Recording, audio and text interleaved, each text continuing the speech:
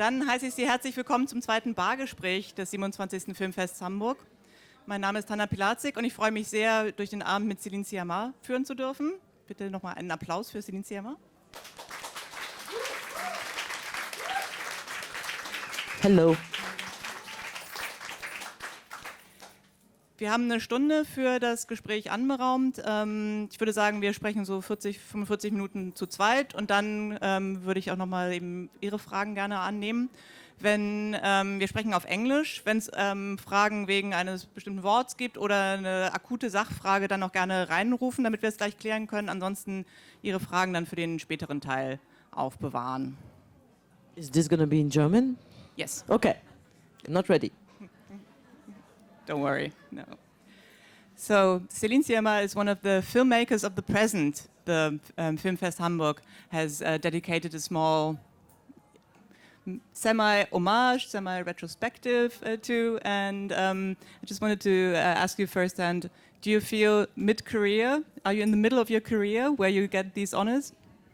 Well, I'm in my prime, so I don't know if that's the middle of something. Or the climax of something. You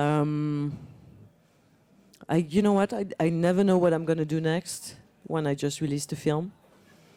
So to me, it always feels like the end of the road. So I like the fact that this is all semi-homage, semi-retrospective. Because, you know, if you say so, I might have still things to do. Mm-hmm. Maybe for those who aren't familiar with most of her works, let me tell you a little anecdote. Back in 2016 at the Cannes Festival, there was a small animated movie in the Kazan des Réalisateurs. It was only for 1 hour. It was for kids. It was directed by Claude Barras. And the main character was called after a vegetable. But the cinema was packed. And for the first time I had chants about the screenwriter. And the people were chanting, Céline, Céline. And I think that's when I realized people are here for the same reason as I. When Céline Sciamma has written a movie, it's got to be special. And tonight we are going to talk about what makes your movie special, when you choose to direct your own stuff, when you give it away, and maybe talk about the way you set up your film sets, how's that political, and how you also are engaged in the 50-50 initiative. And that's a lot for one evening, so we just start. When I talked about the special things you add to a movie, it's always comes down to the empathy you have for your characters. And my first question would be, do you ever feel that you will do a movie where you don't like your characters? If I get bitter or if I become really a sad person, maybe. But no, I mean, I don't really see how, I mean, I don't have to be vigilant about loving my characters. You know, it's like when I've been doing interviews the whole day and, you know, one of the questions is always like, how do you do to not objectify your character? You know, how do you do to not do male gaze, for instance? And I'm like, it's not like I have to really just scratch my head and do, how do I do not to objectify a woman? It's quite easy, actually. You just have to decide. I'm not saying you can decide to love your characters, but I don't see why you should tell the story of somebody you wouldn't want to feel close to. And mostly loving your characters is willing to share intimacy with them. So it's not about them being a good person. It's about, it's about bringing to life an intimacy that you want, because you share intimacy with them, and hopefully people will share the intimacy of the character and share the experience. Yeah.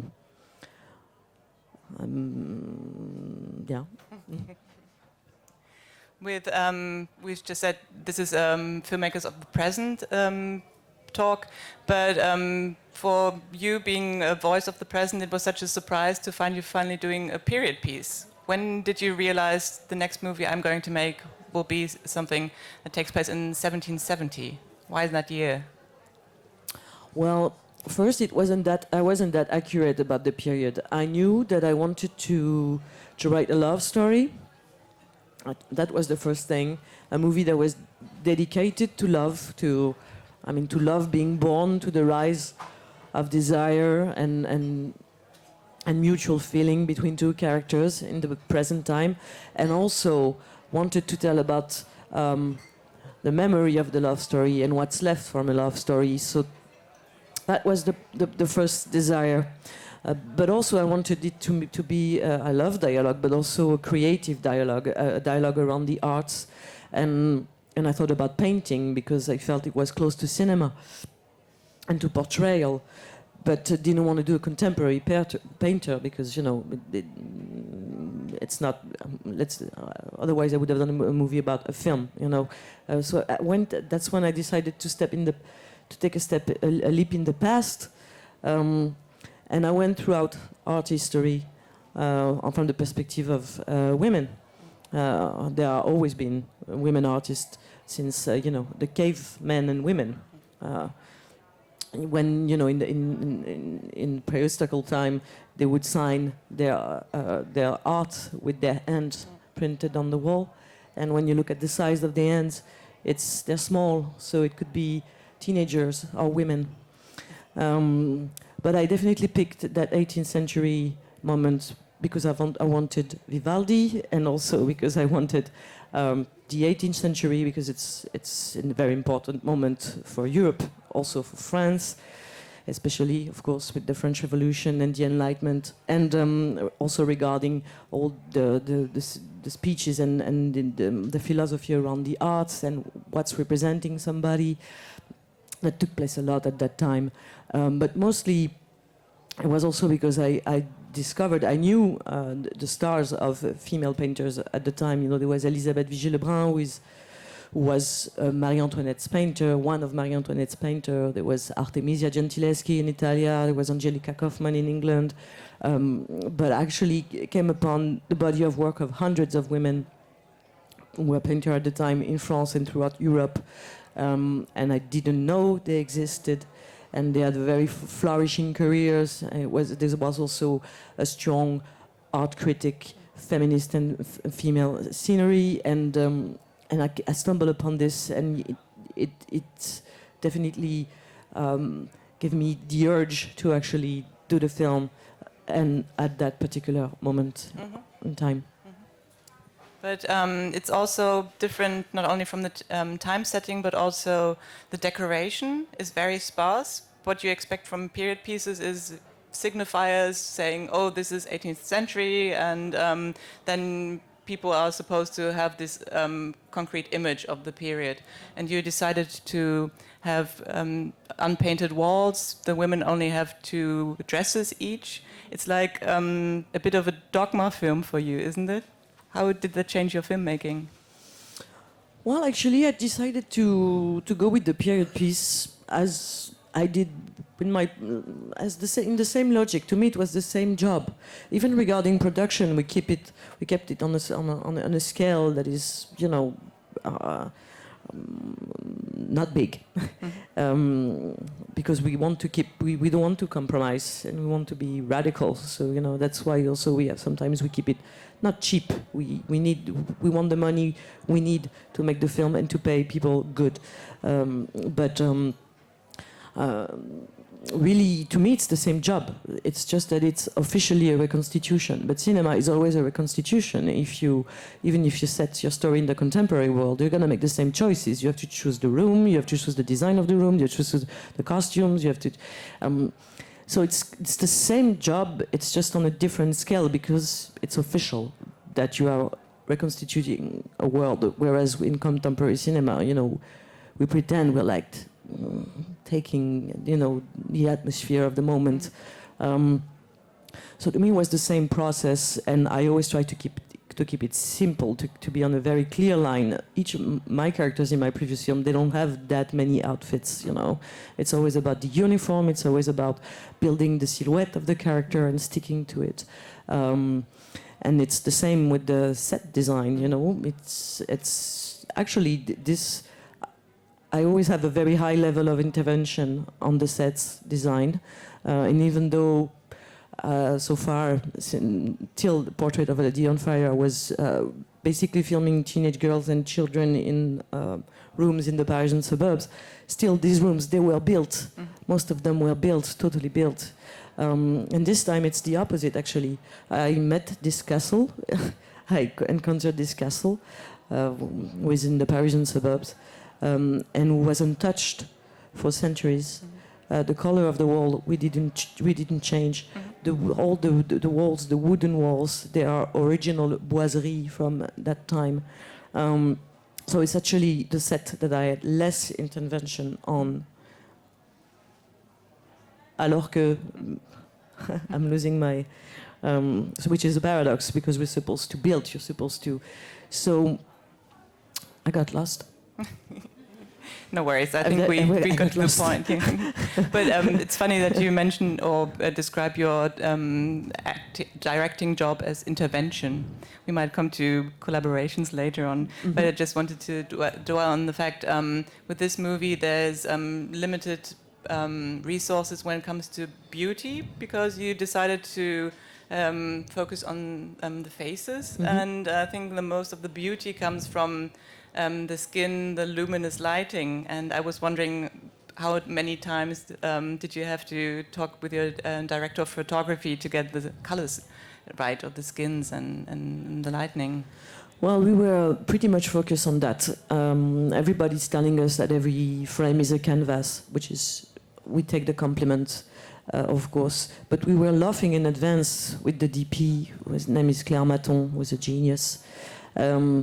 Because we had no reference whatsoever regarding to painting.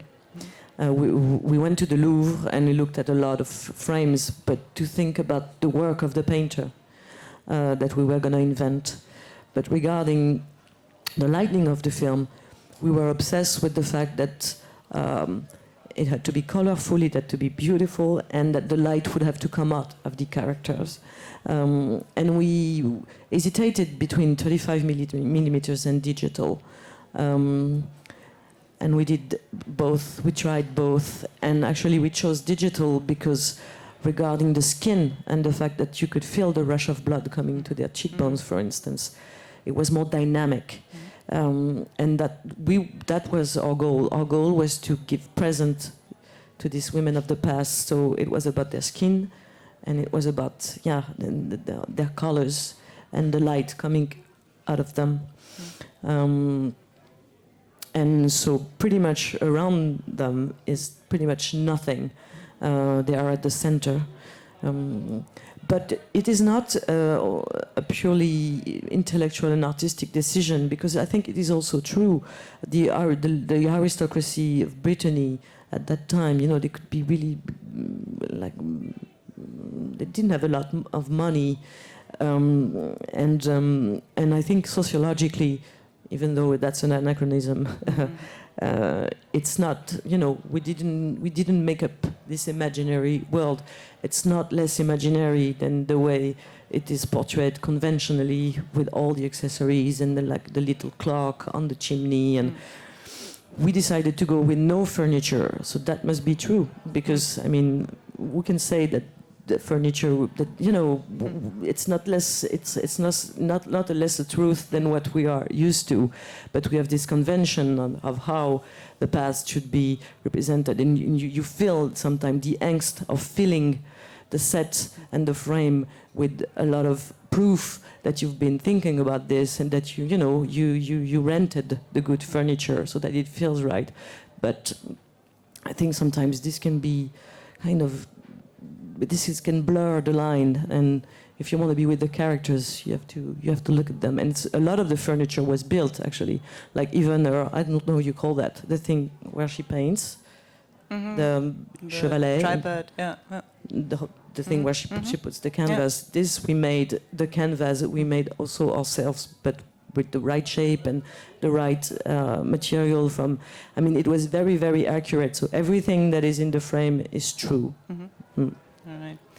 Well, you've also created this set within the film with the three women, especially the two main characters, but also the maid. But after, I think it's almost 1.5 hours, we only get to see these characters. There's one male, And before we get to the triangle, I wanted to ask you about the male character. Did you intentionally choose an ugly man? Because it's quite a shock when he's there. You're like, whoa, no, there's it's so much a bad beauty wig. in- He's really cute, actually. He's a real sailor. And, we did an actor just to say hello. Even if it's difficult to have a good hello, especially when it's your only line, because, you want to do it super badly, like, hello. Like, no, this is too much. You will be dubbed. But he's not ugly, actually. You thought he was ugly? It's because you forget about men for an hour and a half. Exactly. And then you're like, they look like that. Yeah. Yeah, they do. But that's the beauty of cinema. That's the beauty of cinema. No, forgetting about men for an hour and a half. No, the beauty of cinema is the experience. The tools of cinema offer you that kind of experience. Like, there's one man in the beginning. He's not a bad guy. He's not a bad character. He's just somebody giving a hand. He's I don't know. You say that. Mm-hmm.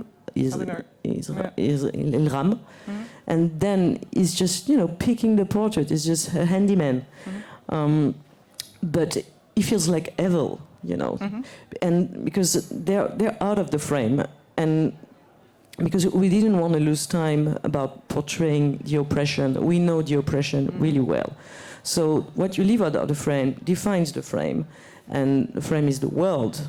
So the domination is not inside the frame, but that means that you can feel it.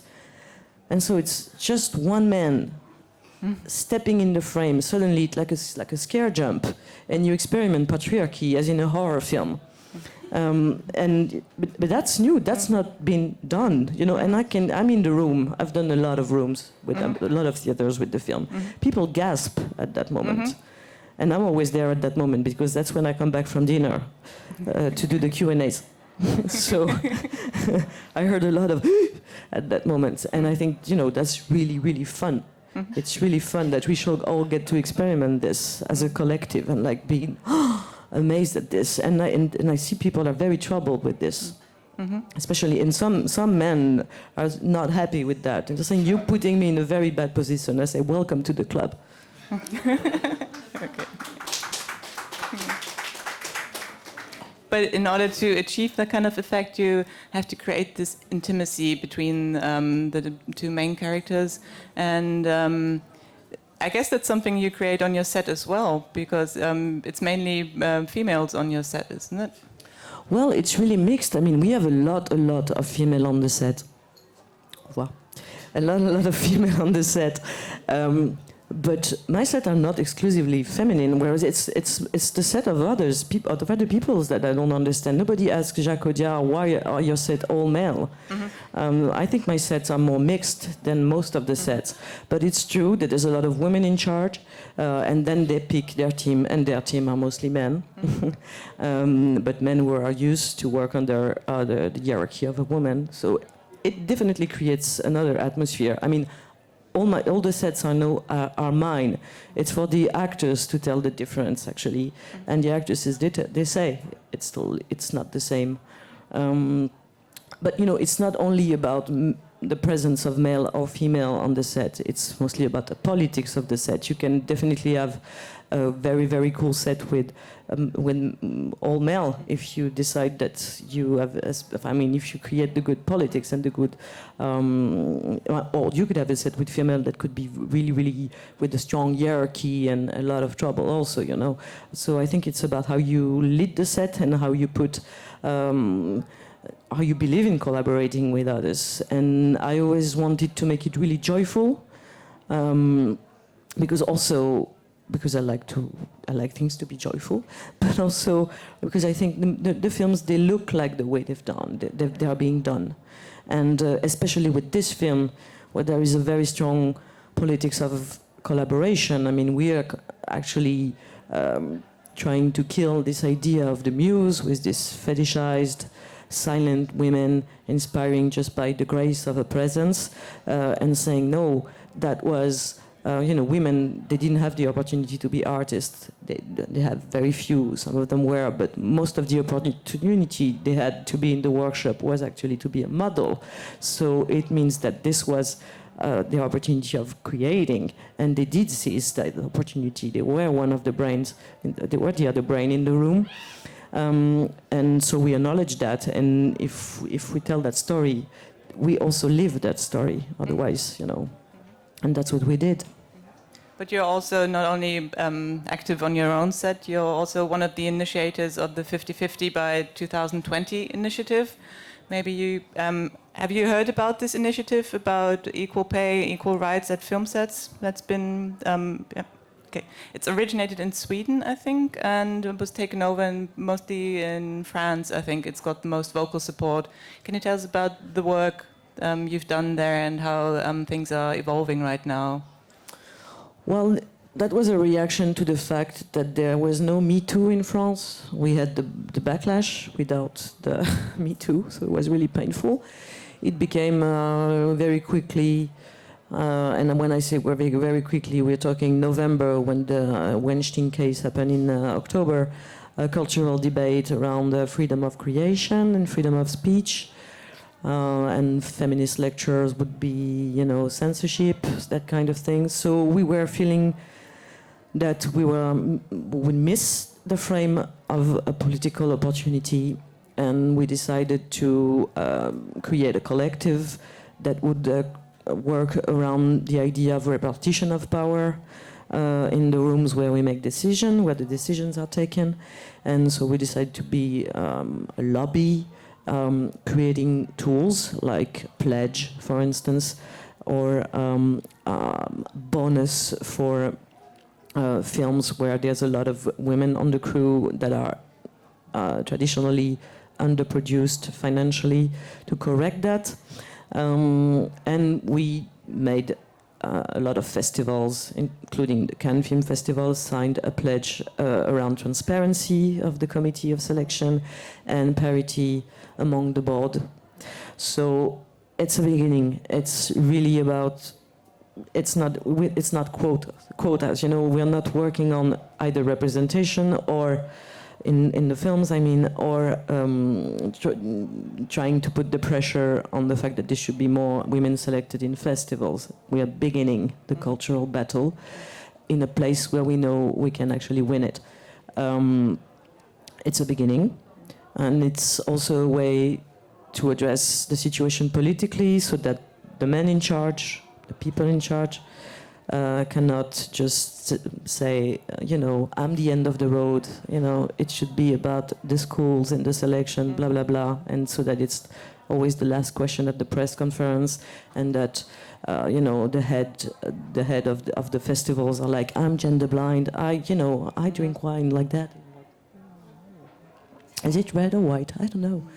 So we're trying to make it a political issue that they can't ignore, even though there might be, they won't get sincere about it. Otherwise, if they cared, they would have moved their ass before. But at least they can't. We're trying to make it, to make it political, so that they can't just say, it's a matter of time. Because if we've done the estimation, if we just follow the natural course of time, there will be parity in our industry in 50 years, and now we'll be dead.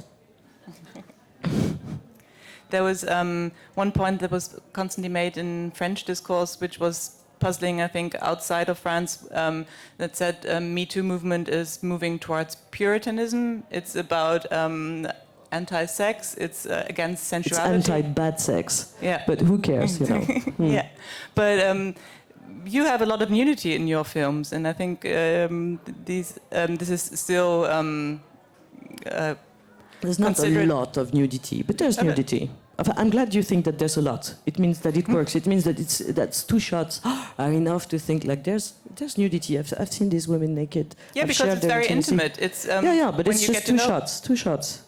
Yeah, but also in Water Lilies. Oh yeah, you're talking in general. Yeah, but I think there are similarities when the bodies aren't shown in the actual sex act, but as a characterization, an additional layer to the character opening up to the audience.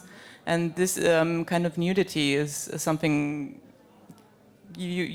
one should be fighting for, and it's not compatible with Me Too, and that's so puzzling to say. This is a Puritan movement, isn't it? Yeah, well, that's mauvaise foi. I mean, that's lazy. That's a lazy analysis of people not interested in changing the world or deconstruct themselves. We know that our enemies are lazy, but they have power.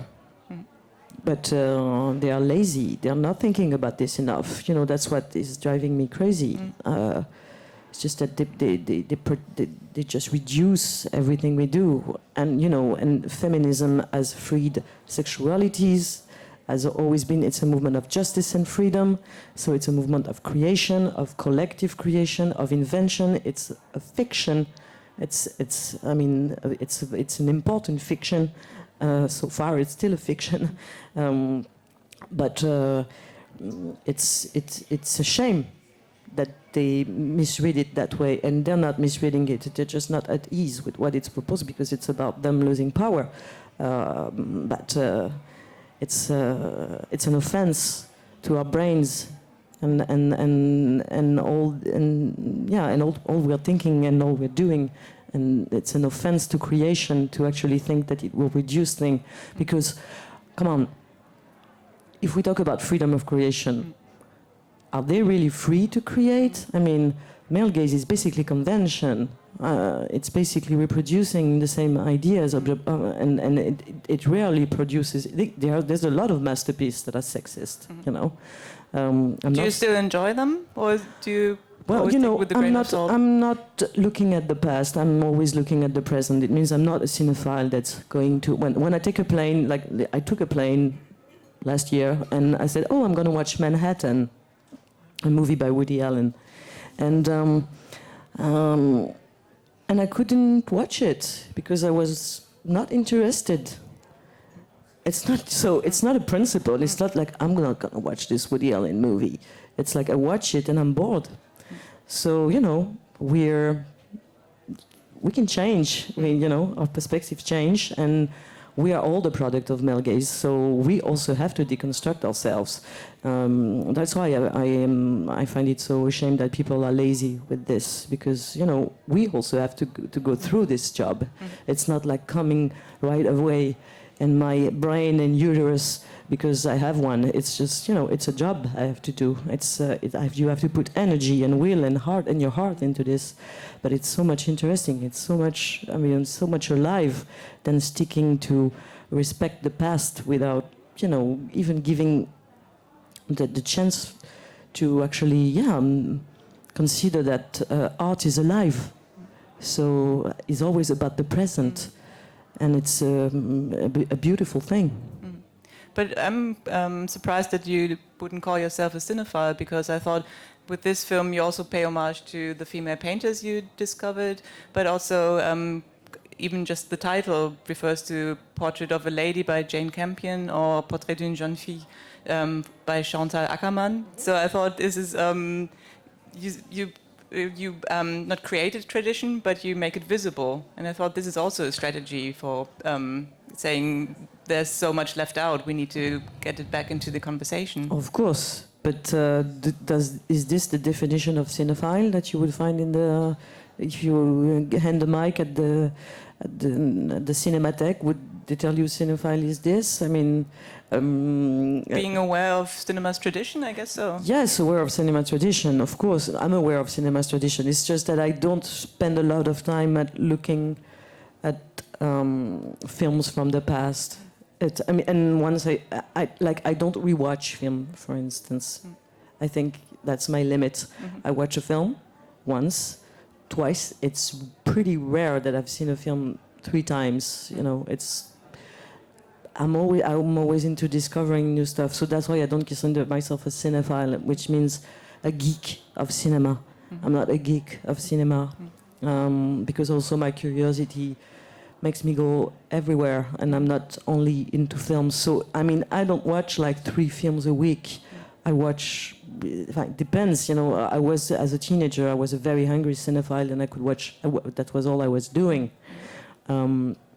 But no, I know cinema, but I don't. I mean, I'm sure that there are directors that are much more. I'm not into references. Like when people tell me, like, "What was your references for this film?" I'm like, nothing. I'm really being really candid each time that I write a film. I'm not trying to belong in the history of cinema. I'm trying to invent a grammar, a language for each film that I make. And this is not being orgullious, wanting to be, I don't know, the first one to do something. It's not about that. It's also about being modest, about trying to make something like in the present, being very, very sincere also, and not, you know, wanting to wink at the past or at the present, saying like, I know this, you know, and I belong. I'm not trying to belong at all.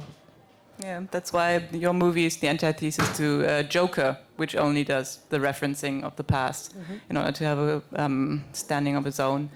But you've also written scripts for other directors. You've written Ma vie de courgette, Mein Leben als Zucchini, and Quand on a 17 ans. And why did you choose not to direct these? Well, I was not offered to direct this. There were directors involved.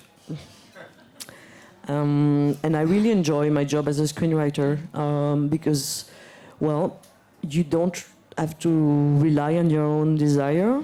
You don't have to make films to make a living as a director, which I think is important. That's why I can take my time. And it's really a super opportunity to get into somebody's brain and to get it.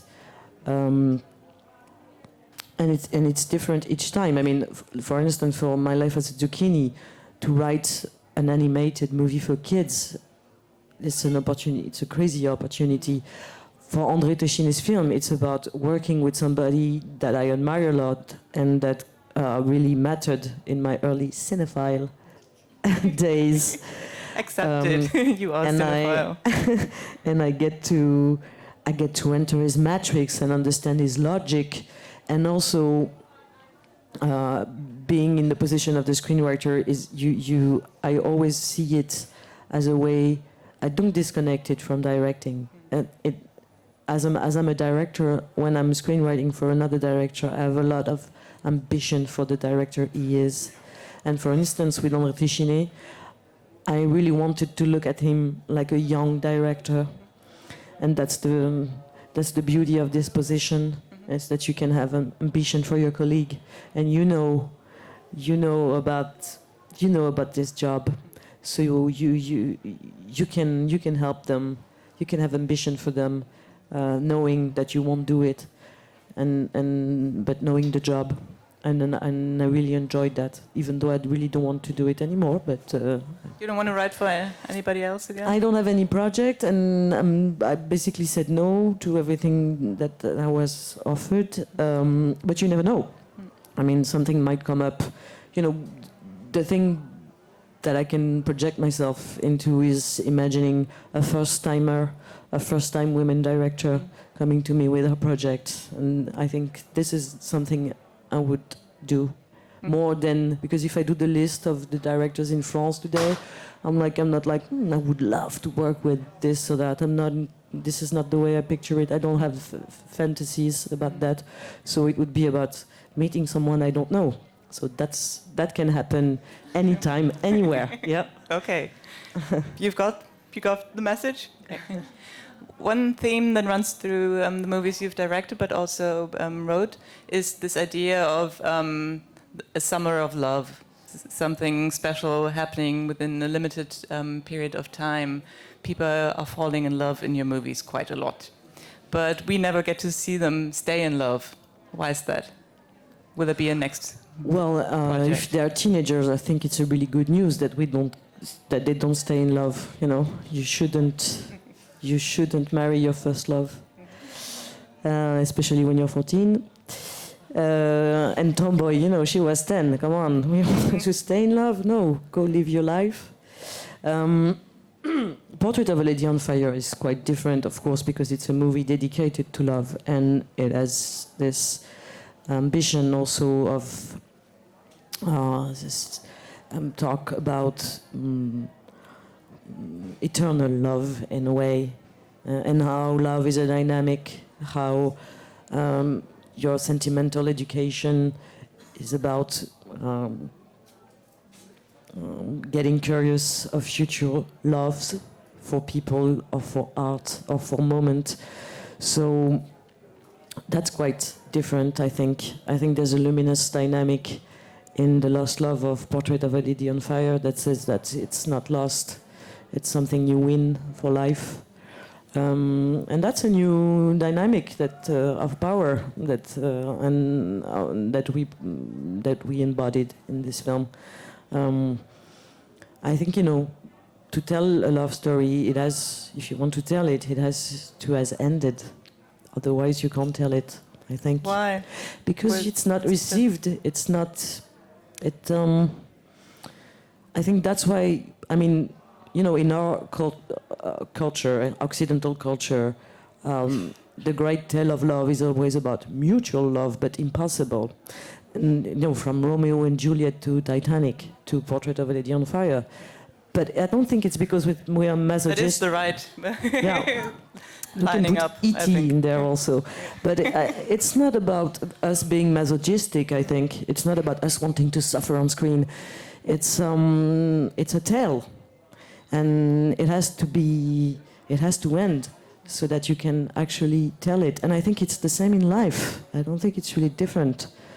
I think it's really easy to talk about the beginning of the love story with your friends, like it's the best conversation you can have. It's really difficult to talk about your love story while it's going on, no? To have like, but it's you can talk about it when it's over, I think. Mm-hmm. I don't know. Maybe I'm not right, but I have the mic. You can do your flaming tribute to enduring love in a minute. But coming back to the period setting, Todd Haynes said when he did Carol, he also wanted to show a period when there was gay liberation wasn't happening. It was in the 50s, and he said he wanted to also show the secret language between the women. And he said, I wanted to pay homage to this secret language that was kind of lost when we took to the streets because we opened up and we gave our codes away a bit. And he said he's yearning for this secret language, which is also very cinematic language. Was that something that inspired you to do a history piece as well? No, actually. Because I'm kind of, you know, it's like missing censorship, I think, is always weird. In a way, no? Missing the lack of freedom because it was creative, I think, is weird. It's not my political project. You know, yeah, you can have, you know, people from the ancient times saying, "Oh, when we didn't have the right to be gay, it was cool because we were meeting in these places." Yeah, it produces a culture, and this culture is our heritage, and it's a beautiful culture, and we have to keep it alive. But I think we're still pretty much secretive, and I think we invent a love dialogue that is different, actually. But with more freedom, I think. That doesn't make us less creative. I don't think it does. And I wasn't actually trying to portray what it was like to love somebody at the time. I'm trying to make it timeless. Because I believe it is. I believe, especially for women who we don't have the heritage of our mothers and grandmothers and great-grandmothers. We don't know because they weren't allowed to express themselves, so there's no trace. I feel like we have to bring continuity, not discontinuity. I think I'm trying to tell this intimacy as something that is still going on, that is our imaginary. And we can't be nostalgic. We have to actually be, I don't know, hold the thread. And you have to me, it's the same. I believe that the intimacy that I'm portraying in Portrait is still vivid. It's still is kind of the same, and so I don't know, but I think no. No, go on. All right. Other questions here from the audience? We can do German, French, and English, and you can do a mix. I speak Italian. Yeah. Ciao, come stai?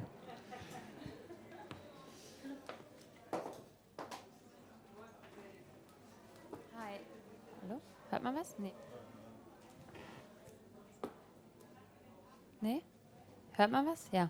So you were saying that the beginning of the love story is the easier part to, and is a fun part to talk about with your friends and everything.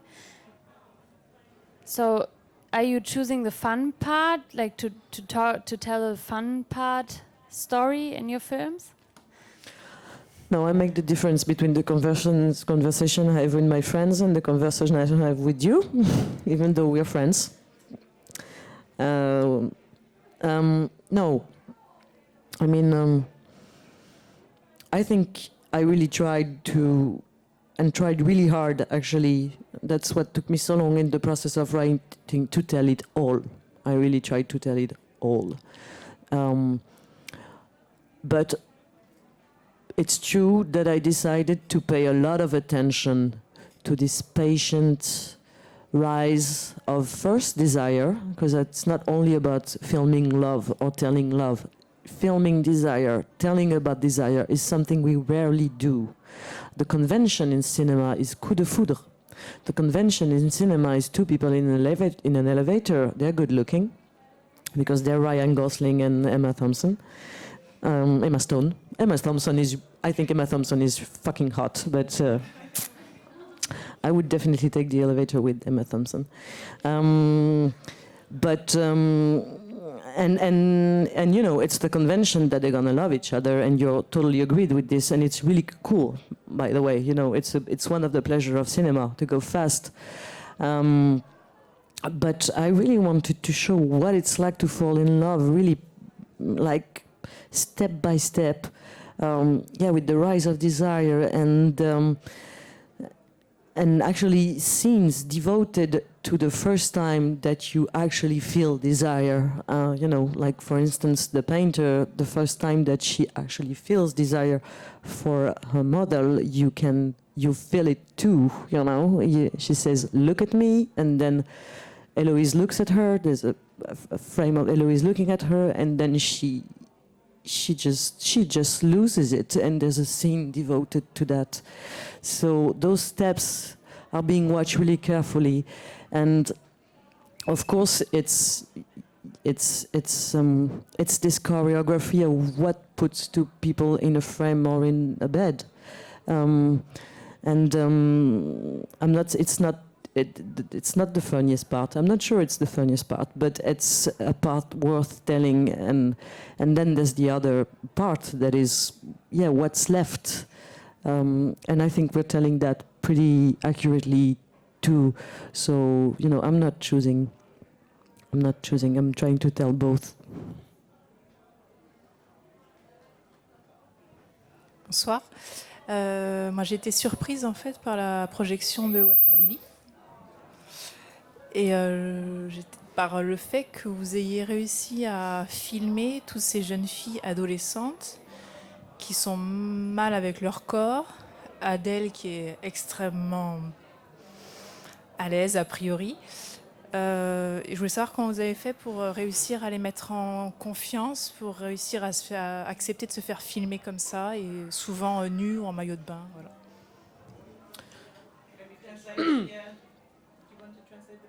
So the question is about water lilies that was green earlier before and that you saw at that moment. It's the first time you saw it. And it was about how, you know, they are not at ease with their body, but still we are actually looking at this, and how did we manage to get that going on? Well, you know, it's a matter of, I mean, they're not naked that much, I must say. There's one frontal nudity scene in the whole film, and otherwise they're always with their bathing suit. I'm saying that not to defend myself, but because it's, as you said, you feel like there's a lot of nudity. There is very few. There's just one shot of the girl being totally naked. Sorry? Dans le RER. Yeah, but she has a bra. No, she has a bra. No, it's not nudity. I mean, it's not nudity. Yeah, no, I mean, we must be accurate. There's just one shot at front on nudity. Otherwise, there's two bras. Yeah.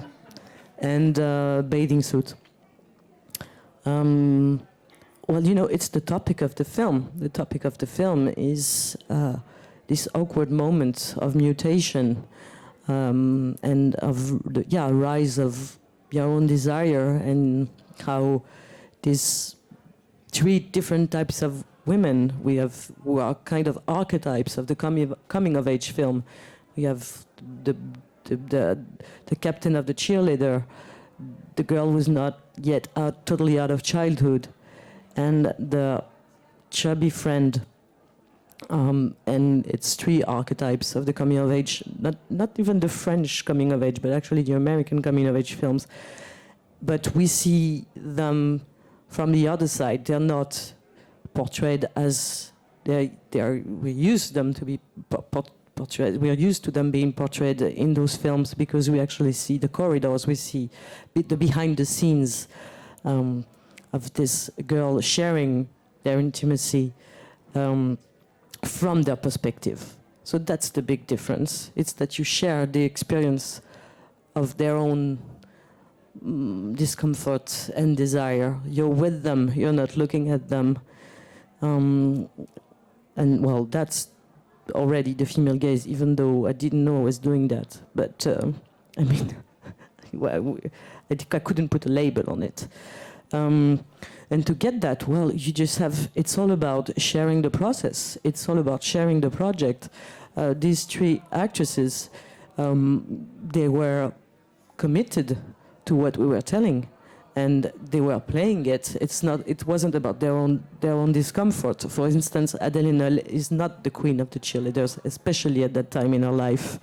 She's much more the awkward girl than this rising star. But it's a performance, and we all share the will to tell that story.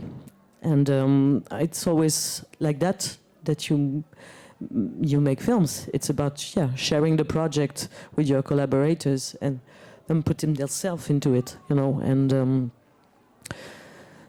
so that's how you get the performance, by sharing, by being all the brains in the room.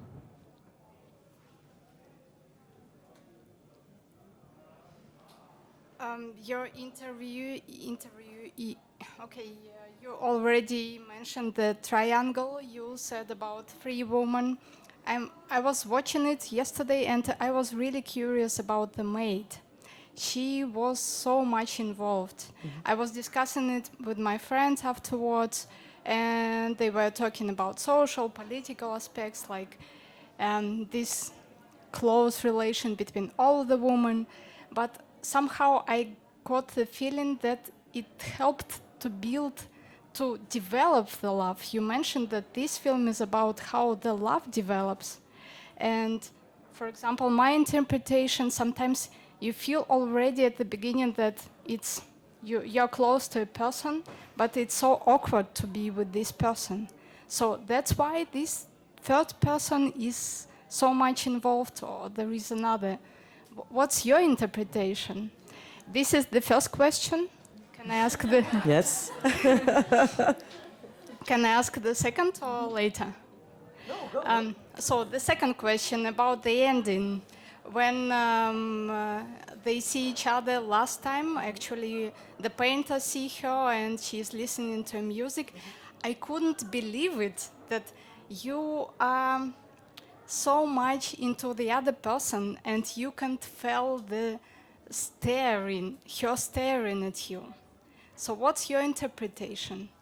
Is it about lost love? Like she's in the past, she's in the memories. That's why she was not able to feel this tear, or what? Because yesterday you mentioned that the love is not the possession. It's about one moment and then it's gone. So that's the other question. Oh, wow. Okay. So, regarding the maid, I wanted to talk about friendship also in the film. Friendship among the love story between the two lovers, because friendship is a part of love, of a love relationship. And wanted to talk about friendship among these three women as a sorority, so as something that abolish also social hierarchy. Also wanted to show this maid not as a maid character.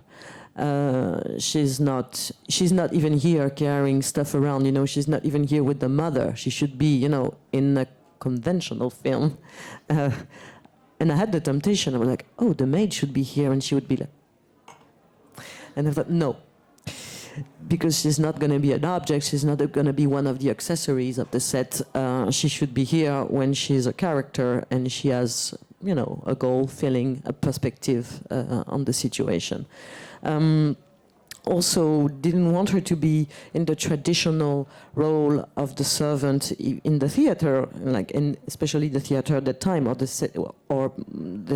before the 17th century, like listening to the doors, or being the confidant, or having a perspective on the love story. I wanted her to have her own journey, and especially this journey with the abortion and this community of women on the island.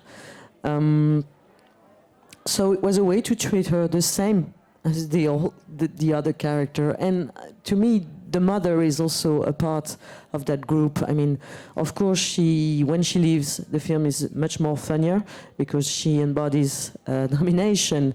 But I wanted her to be straightforward, not to be mundane, and also her not to be this bitter old woman, but to be a 50-year-old woman, a young woman, still, you know, with her own project, her own desire, and to portray this age, you know, and that's also why I wanted a 17, 30 years old and 50-year-old women that we never see on screen. We never see a 50-year-old woman on screen. And it's the women that are actually going to the cinema. So it's like a total paradox, even regarding the box office. If you're cynical, you make a movie about a 50-year-old woman. No, but it's true. I think it really tells a lot, the fact that there's such an invisibility of middle-aged women in cinema. Yo, hey, you're 50? I love you. And what the other question? This is the last shot of the film, and yes, it begins as there's a tension of a shot, reverse shot. You want them to look at each other. But the character of Marianne actually gives you the hint that this is not going to happen. She's telling you, there's no suspense, she didn't see me.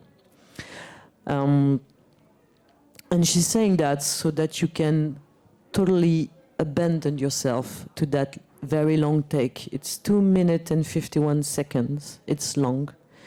And it's long not because we want to pull out a performance, but because within that take, you're escaping the relationship between the two characters. It's not about, is she gonna look back? It's about you watching this scene, and in the process, this scene unveils itself as cinema. I believe that at a certain point, and I think this point is a minute, you begin not to watch Eloise being watched by Marianne, but you're watching Adèle Haenel performing in a film and doing an amazing performance in a film. And it's about cinema. It's about you being in a theater seat, just as she is.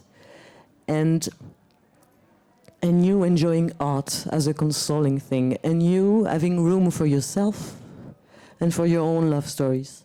and for your own space in the film, because that's also what we're trying to do. We're trying to create an active viewer, somebody who's authorized, whose place is in this room. And that's why this take is so long, is that you re-enter the fact that it's cinema. I think you never left the room. I mean, we know it's cinema, we're watching cinema, and that's what moves us. And that's when fiction consoles us, it's because there's a room for you, and that's why there's no suspense. That's why she's not gonna look back, because you're looking at her. Does anyone have a fun question? Because we've been so very serious. We haven't drunk enough, maybe about men. That was people were laughing when we were talking about representation of men. You can also ask a regular question. But it's not a fun question.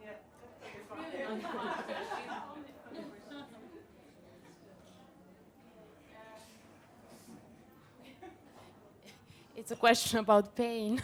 So, yeah, I was interested in the role of the pain in your movies. I mean, I saw yesterday a portrait and today Water Lilies, and there were two scenes. One is an abortion scene, and the other is the trying to lose a virginity scene. So this kind of female vulnerability, when it, this basic female vulnerability, it's I interpreted it like a potential to kind of for a sisterhood or something. This is how you. I didn't get what you just said. Sorry. You interpreted it as as a potential for a kind of a sisterhood, because in the first movie it's like they are there for her in this worst moment of her life, kind of, and in the second movie she is willing to do that for a friend. So what's your relationship to the pain? Well, sisterhood is the pain, that's for sure. I don't see those scenes as pain scenes. I see those scenes as bodily, I don't know, and physical scenes. And it's about portraying the body of women and their physicality. And what goes through these bodies, and from their perspective. And I can't say much, actually, because it's pretty much that. So it's about pain, it's about pleasure, but it's about, them being... I wish you were French now. And that's something I rarely wish, for people to be French in front of me, especially in festivals. So it's not about pain. It's not about, and it's actually the opposite, I guess. It's not about them being martyr, and I don't want to show women in pain. I want to show women that are alive, So it's about embodying their body. I can't say much than this, sorry.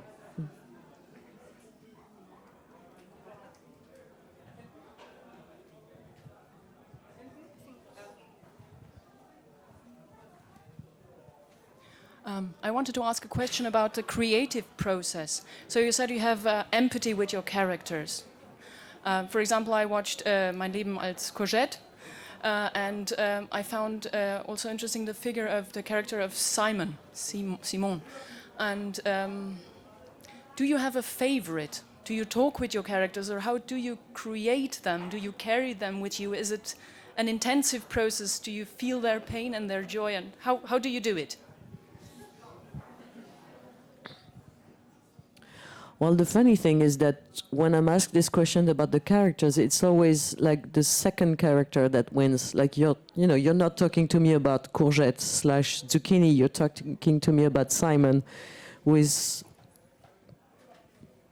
the character. I have a lot of love for this character, and it's also Claude Barras' favorite character. And in Monde de Filles, the character of Lady was the second. I don't know. Do you say that second character? Is that the word? Minor character. We hate that. Not the lead. Supporting. Yeah, thank you. Supporting. And in Water Lilies, Adele was the supporting character, you know, and I guess maybe I'm being supportive in life. I don't know.